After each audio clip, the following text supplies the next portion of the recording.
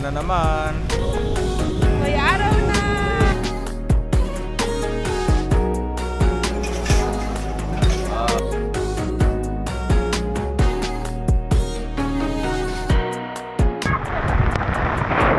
Bakas na, mas ka po. 3, 2, 1, go!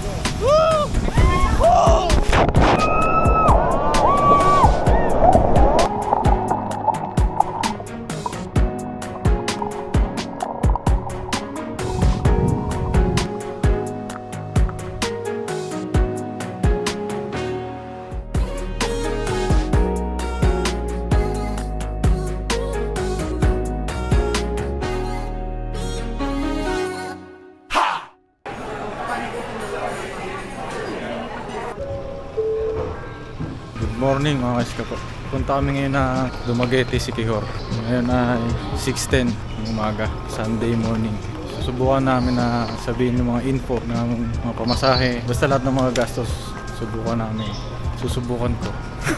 Sa lahat na ay makakaya. Kasama namin ngayon siyempre si Apap, si Kretox,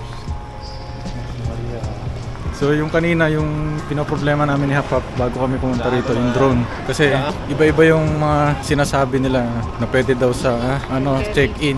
Yung iba naman nagsasabi pwede daw sa hand carry. So ang ginawa namin kanina, nagtanong kami mismo dun sa staff dun sa may check-in. So yun, sinabi nila sa amin na dapat daw ang drone ay nasa check-in baggage nyo.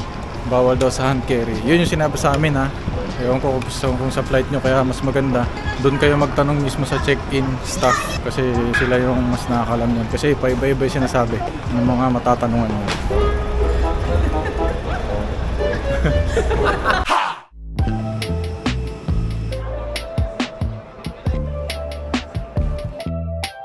Ito namin sa Dumaguete mga kaiskapo.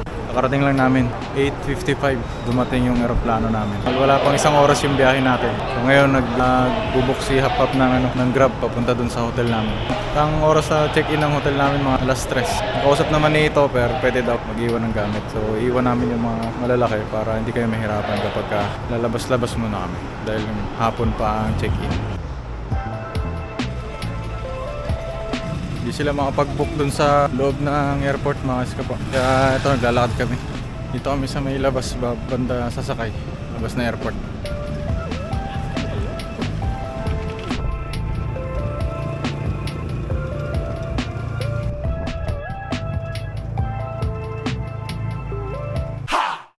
Ito na kami sa Casa Silin mga kaskapo. Sa Airbnb na kinuha nila Hapap. Alas 3 pa yung check-in. Aga pa, 10:30 pa lang. So ang plano, magre-rent kami ng motor tapos maghanap ng makakainan dito sa Dumaguete.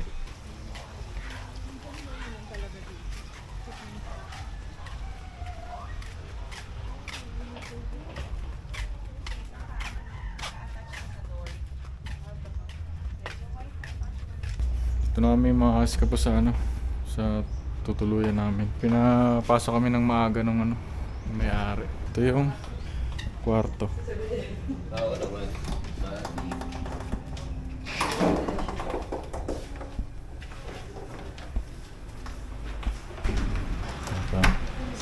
Ito yung isang kwarto, yung double deck. Ito yung isa. Oh.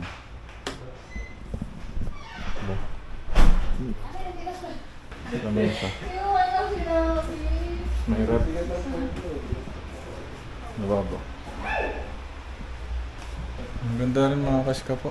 Meron din sila mga libre daw. Siyempre hindi libre yan. Iba yan dyan. Tapos mayroon silang tsinelas. Libre ba to? Tiga na. Pinapalamig pa eh. Tulog na ako. Ito na yung mga motor. Ito yung mga na-rent na yung motor, mga kaskapo. Isang Bergman tsaka isang Honda Beat.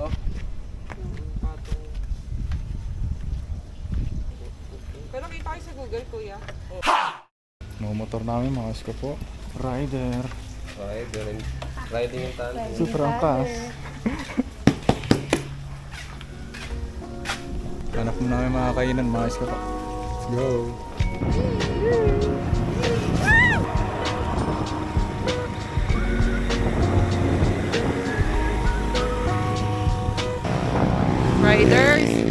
na kami sa kakainan mga eskapo, Ma'am Sir.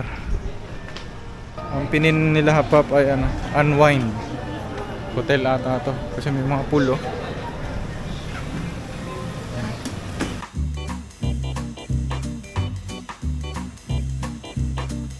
Yung pizza mga eskapo oh. Sakto nga, tagdadalawa. Ang bango.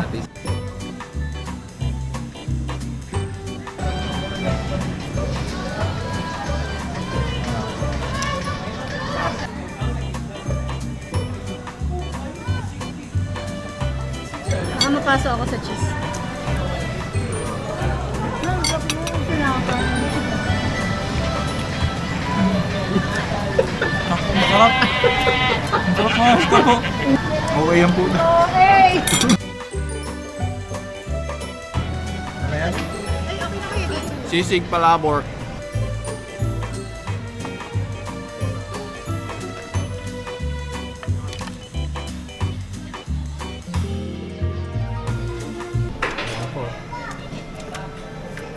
Ay, maganda. Kinuha sa ere. Ang baka ko oh. Pauwi na kami mga eskapo. Sarap ng kain namin sa may tinsyang ko. Gaya namin. Uwi muna kami. Idlip saglit. Tapos lalabas na lang ulit kami mamaya. Kagising lang namin mga eskapo. Idlip kami kanina pagkataas namin kumain. Ngayon ay alas 6 na. So lalabas muna kami ngayon. Ikot-ikot muna dito sa Dumaguete. Kitang-kita ka dyan. Dito kami mga eskapo sa parang ano rito, Ukay shop. Hinihintay namin yung sa may-ari ng motor kasi papalit kami ng helmet. Yung mga helmet kasi walang lock. Pero ang sabi dalawa lang daw ang available kasi nga ubos yung mga ano nila, mga motor. Pero nakakuha na ng helmet. Mamaya daw magte-text si Kuya uli pagka may mga bago kasi nag-extend daw yung iba eh, kaya wala akong pang bagong helmet. Tara, sipat ulit tayo! Dito kami yun sa Rizal Boulevard mga eskapo. Daming tao.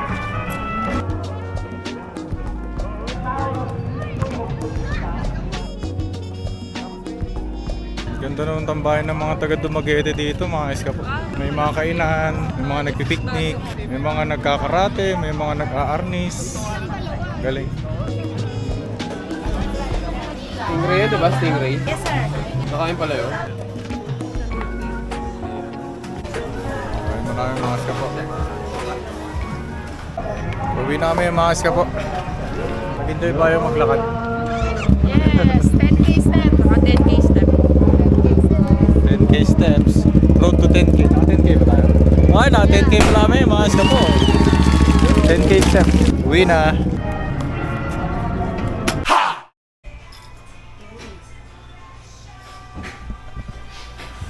Good morning mga eskapo. Nag-alasing ko na. Yun yung tinake out namin kahapon sa may Ma'am Sir.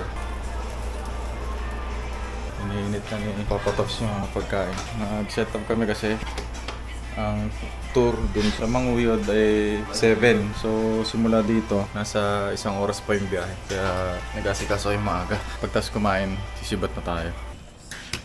Ano siya? Good morning. Okay, biyahe na tayo mga eskapo. Go, day morning. 1. Mga kamote. Day 2 pala. Day 2.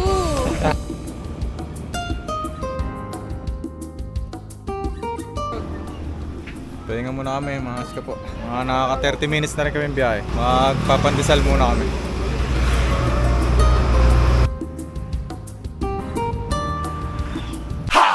Ito namin mga eskapo sa Cannibal Port. Nakapag-register na rin si Apap. Yung contact namin naghatid lang ng ibang grupo. Hintayin na lang daw namin dito.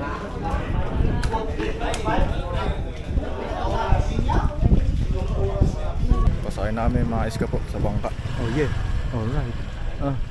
Alright. Sundance kami, baka sana Medyo makulimlim mga eskapo eh.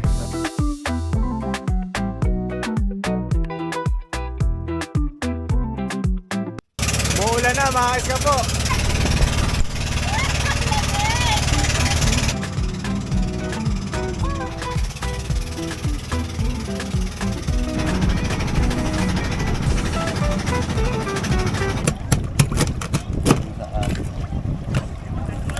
Try natin tong share cheese mga ka po.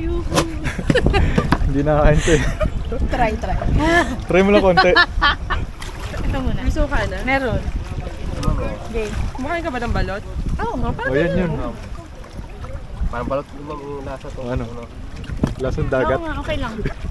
Oo, masarap.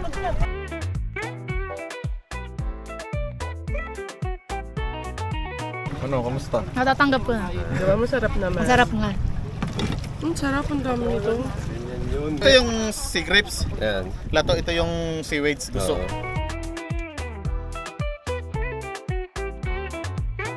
Ihi ko siya. Ay puta. Kaya palang init. Umihi pala. Dito kami sa sandbar mga isko. Kaso tumaas na yung tubig. Ayun o. Dapat daw maaga. Tapos umulan. Kanina daw kitang kita tong buhangin. Tapos maya maya daw konti tataas na tong tubig. Hanggang dibdib aabot na daw.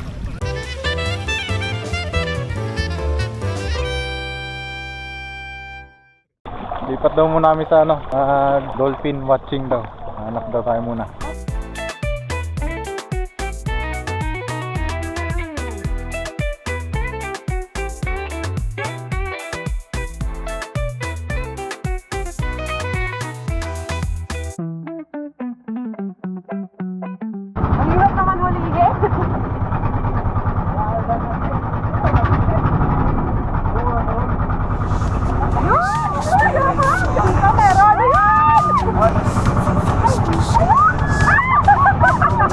She finds her place, a world of wonder full of grace. Like the dolphin we seek to play, finding joy in every day. Through life's trials we swim so free, embracing love and harmony. Oh, oh playful dolphin, where will you swim? What dreams do you chase on a whim? In every leap and every dive, your joyous heart comes alive. Ooh.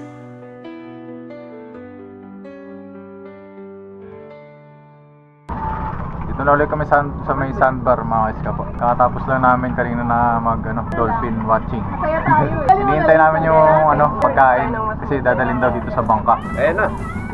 Ayun na pala, dito na pala yung pagkain. Tayo na muna tayo mga iska po.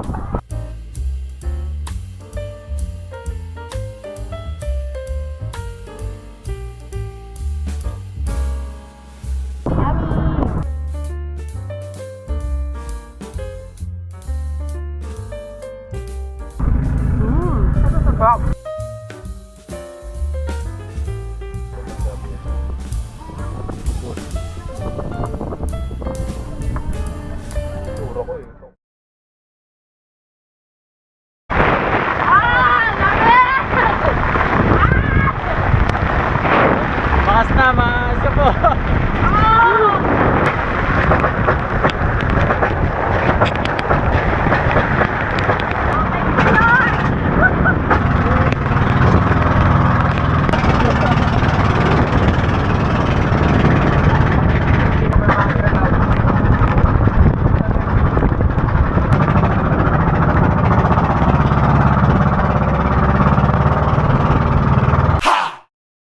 Sa'yo to, di ba? Malinis to? Shower kami malapit lang dito sa port. Umuulan pa yun. Papatila muna kami. Ang banaw dito 25 ang bayad kada tao. Tumila na yung ulan mga iska po. Biyahe na kami. Sana hindi na umulan dahil walang jacket na dala sila Tops. Saka si Donna. Babasa sila. Sige na, biyahe na muna kami.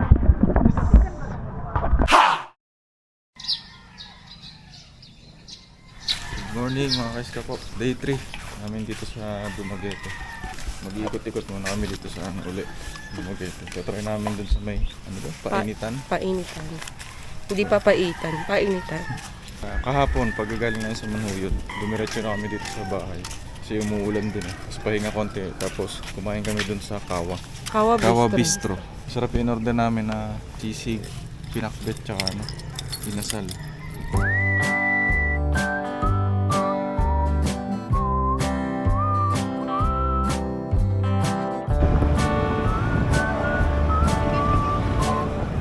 Nahihirapan ako eh.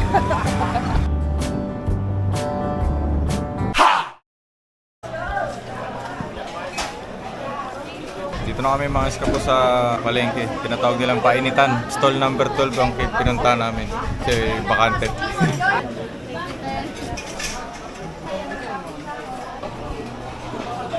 Ito yung order ko, puto, tsokolate. Meron tong peanut butter and condensed milk. Tapos yung ano, parang biko na may chocolate na peanut butter. So yun pala yung tawag nila dito, 1055, puto maya. Tapos umorder din kami ng chocolate. Gusto ko to. Ito si Ate Tebis oh. Umorder din kami ng pancit bihon, mga iskapo. Si Hapap di mahilig sa pansit, pero nung kinain niya masarap daw. So, ibig sabihin malasa to, manatin. Ano yan? Ah, ganito? Malata nga.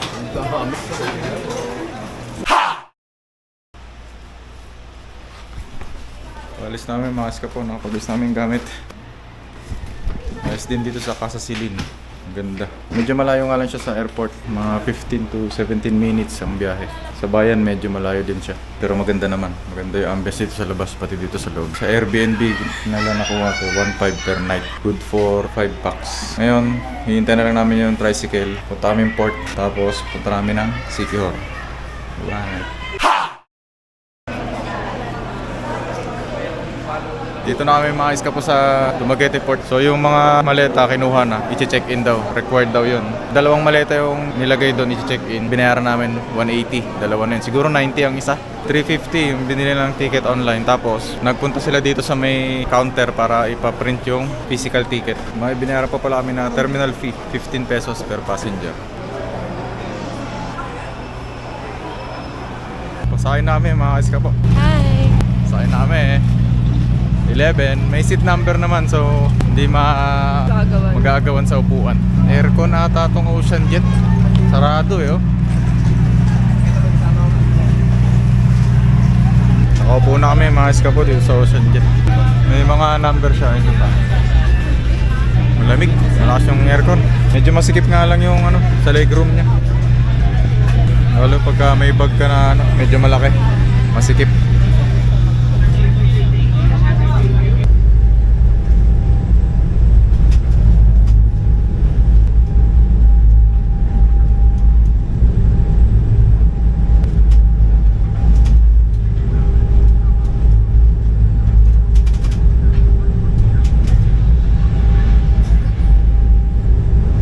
Next part ng Dumaguete Siquijor trip natin, i-explore naman natin ang isla ng Siquijor. Umulan na. Lahat na po na-experience namin. Kita-kit sa Siquijor mga kaiskapo.